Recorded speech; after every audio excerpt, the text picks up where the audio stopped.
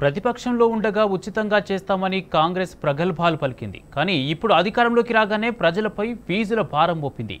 HMDA పరిధిలో 1000 కోట్లు, జీహెచ్ఎంసీలో 450 కోట్లు 3 నెలల్లో ఖజానాలోకి వచ్చేలా మార్గదర్శకాలు విడుదల చేయడంపై సర్వత్రా విమర్శలు వ్యక్తమవుతున్నాయి.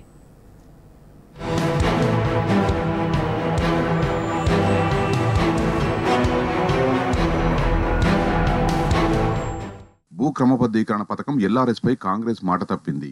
ప్రతిపక్షంలో ఉన్నప్పుడు ఎల్ఆర్ఎస్ ను ఉచితంగా చేస్తామని, ప్రజల నుంచి ఎలాంటి రుసుం వసూలు చేయబోమని చెప్పి అధికారంలోకి రాగానే ప్లేట్ ఫిరాయించింది.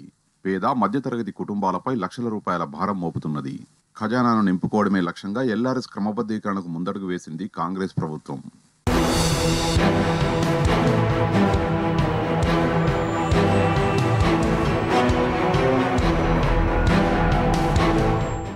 ఈ నేపథ్యంలోనే హెచ్ఎండిఏకు 1000 కోట్ల రూపాయలు, జీహెచ్ఎంసీకి 450 కోట్ల మేర ఖజానా నింపుకోవడానికి మార్గం సుగమం చేశారు. రాబోయే 3 నెలల్లోగా క్రమబద్ధీకరణ పూర్తి చేసేందుకు మార్గదర్శకాలను విడుదల చేసింది. ఈ వారం నుంచే దరఖాస్తుల్ని పరిశీలించనున్నారు.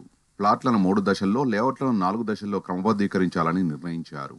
ఈ మేరకు పురపాలక శాఖ ముఖ్య కార్యదర్శి దానకిషోర్ ఉత్తర్వులు జారీ చేశారు. ఇందుకోసం ఆయా జిల్లాల కలెక్టర్లు, జీహెచ్ఎంసీ, హెచ్ఎండిఏ కమిషనర్లు, రిజిస్ట్రేషన్, పంచాయతీ, రెవెన్యూ, నీటిపారుదల శాఖ అధికారులు చొరవ తీసుకోవాలని సూచించారు.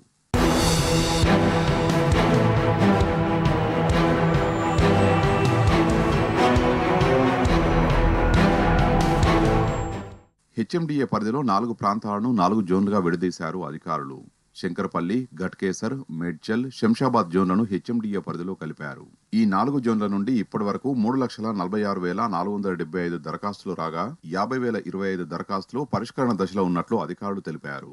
ఇక జీహెచ్ఎంసీని 6 జోన్లుగా విభజించారు. ఎల్బీనగర్, ఖైరతాబాద్, చార్మినార్, సికింద్రాబాద్, షేరిలింగంపల్లి, కూకట్పల్లి జోన్ల నుండి 1,06,920 దరఖాస్తులు వచ్చాయని, వీటి నుండి 33,460 దరఖాస్తులు పరిష్కరణలో ఉన్నట్టు తెలిపారు అధికారులు.